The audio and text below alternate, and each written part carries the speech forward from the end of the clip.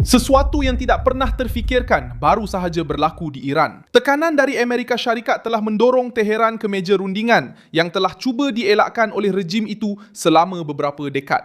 Pada hari Sabtu 25 April 2026 ini, pusat krisis berada di Islamabad, Pakistan, di mana para utusan Amerika dan pihak berkuasa Iran cuba merangka jalan keluar daripada perang.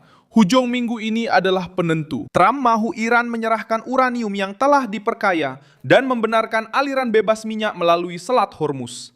Donald Trump memberitahu Reuters bahawa Teheran sedang menyediakan satu tawaran untuk cuba memenuhi tuntutan Amerika. Berita itu mengejutkan kerana program nuklear bukan sekadar isu teknikal bagi rejim Iran.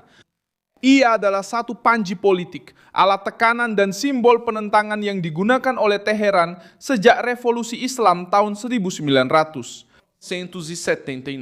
Saya akan ceritakan semua itu kepada Anda, tetapi sekarang Anda pasti mahu melanggan saluran ini untuk terus mendapat maklumat terkini, maklumat secara masa nyata dengan kualiti kewartawanan terbaik yang pernah dilihat mengikut piawaian kredibiliti Milson Alves. Apa yang sedang berlaku adalah seperti berikut.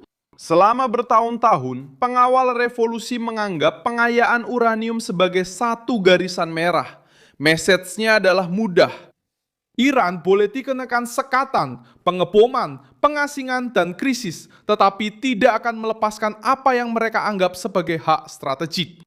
Kini, retorik itu berdepan satu halangan yang bahkan Teheran sendiri tidak dapat abaikan.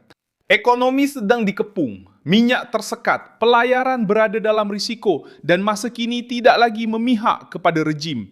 Fakta yang menjadikan situasi ini semakin berat datang daripada Agensi Tenaga Atom Antarabangsa. Menurut laporan yang dilihat oleh Associated Press, Iran mempunyai 440,9 kg uranium yang diperkaya sehingga 60% pada 13 Jun 2025. Tahap ini adalah di bawah 90% yang digunakan untuk bahan grade ketenteraan. Tetapi ia dianggap sebagai satu langkah teknikal yang singkat untuk mencapai tahap itu. Agensi itu juga menyatakan bahawa kira-kira 42 kg bahan ini jika diperkaya lagi, secara teorinya boleh mencukupi untuk menghasilkan sebuah bom atom yang berkuasa. Maksudnya, ini bukanlah satu stok yang bersifat simbolik. Ia adalah aset strategik sebenar yang telah dikumpul selama bertahun-tahun, kini diletakkan di tengah-tengah rundingan di bawah tekanan maksimum. Perubahan berlaku kerana Amerika Syarikat menukar logik pengeboman kepada logik pencekikan. Daripada hanya bergantung kepada serangan terhadap kemudahan nuklear bawah tanah, Washington mula menekan titik paling sensitif rejim itu, Selat Hormuz. Gabungan ini mencipta kesan berganda. Teheran mula menghadapi kesukaran untuk menjual minyaknya, tetapi juga mula merasai beban krisis yang menjejaskan makanan, ubat-ubatan, baja, alat ganti industri dan laluan perdagangan. Di sinilah perkara itu menjadi amat dahsyat bagi pengawal revolusi. Uranium yang diperkaya boleh digunakan sebagai alat ancaman, tetapi ia tidak mengisi tangki bahan api, tidak membayar gaji, tidak menjamin makanan di bandar-bandar besar, dan tidak menyokong ekonomi yang terhenti.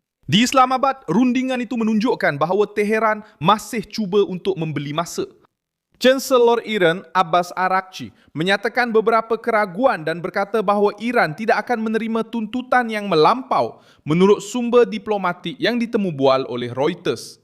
Walaupun begitu, kehadiran Iran di Pakistan sahaja sudah menunjukkan bahawa tekanan itu berhasil. Teheran tidak berunding demi keselesaan. Mereka berunding kerana krisis ini telah menjadi ancaman langsung kepada kelangsungan sistem tersebut. Kerajaan Amerika pula menggunakan Steve Witkoff dan Jared Kushner sebagai utusan Trump, manakala Iran cuba menggunakan Pakistan sebagai orang tengah untuk mengelakkan perbualan secara langsung yang kelihatan seperti penyerahan diri secara terbuka. Di belakang tabir, masalah Iran sebenarnya lebih besar. Rejim tersebut tidak bercakap dengan satu suara. Di satu pihak ialah Presiden Masoud Pezeshkian yang ditekan oleh ekonomi yang lemah, rakyat yang letih dan perang yang telah menutup lapangan terbang, menghalang laluan serta menimbulkan ketakutan. Di pihak satu lagi ialah Ahmad Vahid, komander pengawal revolusi yang menurut analisis terkini merupakan individu yang semakin berpengaruh dalam struktur kuasa dan telah mendorong rejim ke arah pendirian yang lebih tegas. Critical Threats Project melaporkan pada 24 April bahawa Wahid dan kumpulannya telah menghalang percubaan Muhammad Bagher Ghalibaf serta tokoh-tokoh pragmatik lain untuk membawa Teheran ke arah itu. Mereka adalah pemimpin utama. Ekonomi. Perpekahan dalaman ini membantu menjelaskan mengapa situasi ini sangat berbahaya. Bagi Peseskin dan golongan pragmatik, menyerahkan sebahagian daripada program nuklear mungkin memalukan, tetapi ia masih dapat memelihara rejim. Bagi penawar revolusi, menerima penyerahan ini memusnahkan naratif kekuatan yang telah menyokong autoriti mereka selama beberapa dekad. Organisasi itu mengawal sektor-sektor ekonomi, mempengaruhi keselamatan, memberi tekanan ke atas politik, dan menyokong kumpulan sekutu di Timur Tengah. Iran berundur sekarang. Soalan yang bergema di Tehran tidak dapat dielakkan. Untuk apa semua pengorbanan, penindasan dan janji untuk melawan itu? Reuters juga melaporkan bahawa Trump menunjukkan keraguan tentang siapa sebenarnya yang mengawal Iran pada masa ini. Apabila ditanya dengan siapa Washington berunding, beliau hanya berkata bahawa Amerika Syarikat sedang berurusan dengan orang-orang yang sedang memegang kuasa sekarang. Kenyataan ini sangat signifikan kerana ia memberi gambaran bahawa Rumah Putih melihat adanya perpecahan sebenar dalam kepimpinan Iran. Dan apabila kuasa luar menyedari bahawa pihak lawan sedang berpecah dari dalam, setiap langkah tekanan akan menjadi lebih berkesan. Selat Hormuz telah menjadi pentas bagi perebutan kuasa ini. Perancis juga telah menyertai perdebatan tersebut. Emmanuel Macron menyatakan pada hari Sabtu bahawa beliau sedang berusaha untuk pembukaan semula sepenuhnya laluan itu dalam beberapa hari atau minggu akan datang dengan kebebasan pelayaran dan menghormati undang-undang antarabangsa. Laporan yang sama dari Reuters memetik amaran Ketua Total Energy, Patrick Pouyanné, bahawa gangguan yang berpanjangan boleh menyebabkan dunia menghadapi kekurangan tenaga, terutamanya di Asia. Beliau mengingatkan bahawa kira-kira 1/5 minyak dan gas dunia melalui Selat Hormuz. Agensi Tenaga Atom Antarabangsa menyatakan bahawa stok itu memang wujud, ia besar dan memerlukan pengesahan. Jarak antara pengumuman, cadangan dan pelaksanaan masih boleh menjadi sangat besar.